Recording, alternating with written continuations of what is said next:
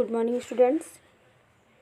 आज हम मेरे संग की औरतें का अगला पारा पढ़ेंगे।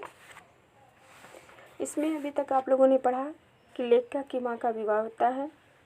विवाह करके जब वो अपने ससुराल जाती हैं तो अन्य औरतों की तरह से वह परिपक्व नहीं रहती हैं और उन्हें खादी की साड़ी पहनना भी सीखना पड़ता है। और वो इतनी कोमल, इतनी मासूम रहती हैं, फिर भी उन्हें घर का कोई कुछ नहीं कहता। क्यों नहीं कि उसकी दो वजहें थी। पहली यही कि हिंदुस्तान के तमाम वासिंदों की तरह उनके ससुराल वाले भी साहबों से खासे अद्भुत थे और मेरे नाना पक्के साहब माने जाते थे।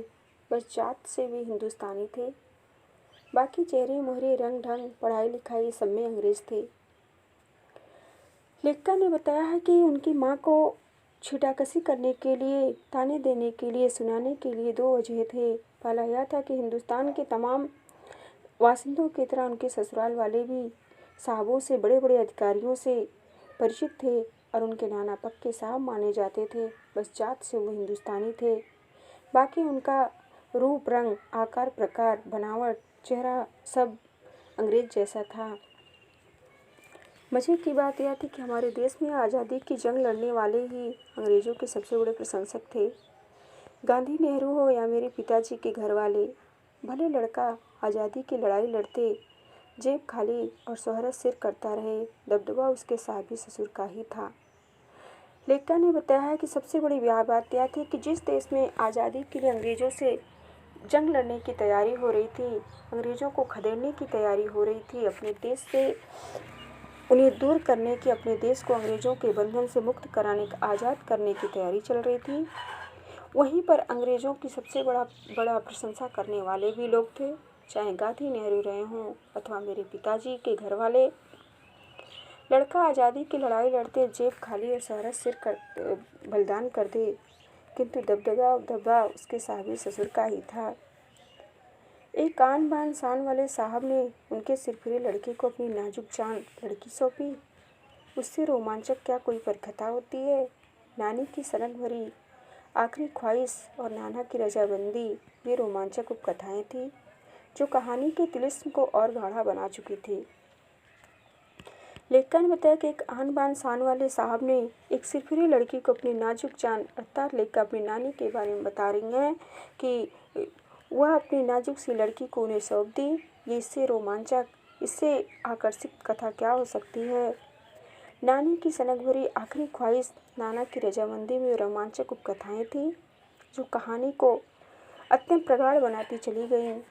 दूसरी वजह माँ की अपनी शख्सियत थी। उनमें खूबसूरती, नजाकत, गैर दुनियादारी के साथ ईमानदार निष्पक्षता कुछ इस तरह घुली मिली थी कि वह परिजात से कम जादुई नहीं मालूम पड़ती थी। उनसे ठोस काम करवाने कोई सोच भी नहीं सकता था। हाँ, हर ठोस और हवाई काम के उनकी जबानी राय जरूर मांगी जाती थी और पत्थर की लकीर की तरह निभाई भी जाती थी। लेखिका ने बताया है कि दूसरी वजह थी उनके माँ की अपनी शख्सियत, जो अत्यंत ही खूबसूरत थी, कोमल थी, मासूम थी और जो कुछ करती थी ईमानदारी, निष्पक्ष होकर करती थी और घर का कोई भी सदस्य उन्हें किसी भी काम करवाने के लिए सोचता भी नहीं था, किंतु यदि घर में कोई काम होता था तो उनकी राय, उनकी सलाह जरूर ली जाती थी और जो भी राय, जो भी सलाह वह देती थी उसका निर्वहन किया जाता था, उसे निभाया जाता था। मैंने अपनी दादी को कई बार कहते सुना था, हम हाथी पे हल ना जुतवाया करते, हम पे बैल हैं। बचपन में मुझे इस जुमले का भावार्थ समझ में आ गया था जब देखा कि हम बच्चों की ममतालू परवरिश के मामले में माँ के सिवा घर के सभी प्राणी मुस्तैद रहते थे। दादी और उनकी जेठानियाँ ही नहीं, खुद मर्द जात पिताजी भी। पर ठोस काम ना करने का यह मतलब नहीं था कि माँ को आज़ादी का जुनून कम था। वह भरपूर था और अपने तरीके से उसे भरपूर निभाती रही थी। जाहिर है कि जब जुनून आज़ादी का हो तो उसे निभाना भी आज़ादी से चाहिए, जिस तिस से पूछकर, उसके तरीके से नहीं, खुद अपने तरीके से। लेखिका ने बताया कि हमने दादी के मुंह से सुना था कि हमने हाथी पे हल ना जुतवाया, बल्कि हम पे बैल हैं। और मुझे इस जुमले का, इस कहानी का, इस कहावत का भावार्थ समझ में आ गया कि जब मैंने देखा कि अपने बच्चों की परवरिश में किस तरह से घर के सभी लोग मुस्तैद हैं, जुटे हुए हैं। किंतु ठोस काम करने का मतलब यह नहीं था कि माँ को आज़ादी का जुनून नहीं था। वह आज़ादी का जुनून उनमें भरपूर था। वे अपने तरीके से उसे निभाती रहीं। किंतु जब जुनून आज़ादी का हो, उसे आज़ादी से निभाना भी चाहिए। किसी के विचारों से नहीं, किसी के दबाव में आकर नहीं, बल्कि स्वतंत्र विचारों से, अपने तरीके से, अपने ढंग से निभाना चाहिए। हमने अपनी माँ को कभी भारतीय माँ जैसा नहीं पाया। ना उन्होंने कभी हमें लाड किया, ना हमारे लिए खाना पकाया, और ना अच्छी पत्नी बहू होने की सीखती। कुछ अपनी बीमारी के चलते भी वे घर बार नहीं संभाल पाती थी, पर उसमें ज़्यादा हाथ उनकी अरुचि का था। लेखा ने बताया कि जिस प्रकार से एक भारतीय माँ अपने बच्चों का ध्यान रखती है, अपने बच्चों को प्यार करती है, उनके लिए तरह तरह के व्यंजन, खाने, भोजन बनाकर उन्हें खिलाती है, और एक अच्छी पत्नी, एक अच्छी बहू होने का दावा करती है। किंतु माँ ने हमारे साथ ऐसा कुछ नहीं किया।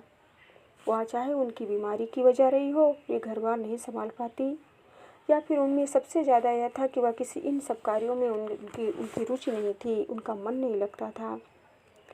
उनका ज़्यादा वक्त किताबें पढ़ने में बीतता था, बाकी वक्त साहित्य चर्चा में या संगीत सुनने में, और ये सब बिस्तर पर लेटे लेटे किया करती थी। फिर भी जैसा मैंने पहले कहा था, हमारे परंपरागत दादा दादी या उनके ससुराल के अन्य सदस्य उन्हें ना नाम धरते थे और ना उनसे आम औरत की तरह होने की अपेक्षा रखते थे। लेखा ने बताया कि माँ का ज़्यादा समय किताब पढ़ने में बीतता, बाकी का बचा हुआ समय साहित्य चर्चा में, संगीत सुनने में बीतता था, और यह सब कार्य वह बिस्तर पर लेटे लेटे करती थी।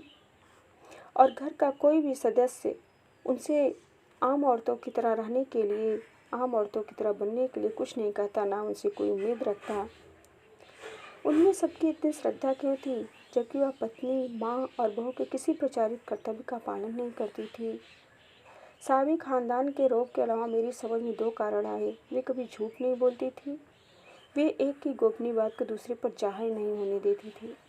लेखा ने कहा कि एक कुशल गृहिणी के उनमें कोई भी गुण नहीं थे, फिर भी घर के सभी लोग उन पर इतनी श्रद्धा क्यों रखते थे, उन पर विश्वास क्यों रखते थे, जबकि माँ ने पत्नी, माँ और बहू के किसी भी अच्छे कर्तव्य का पालन नहीं किया।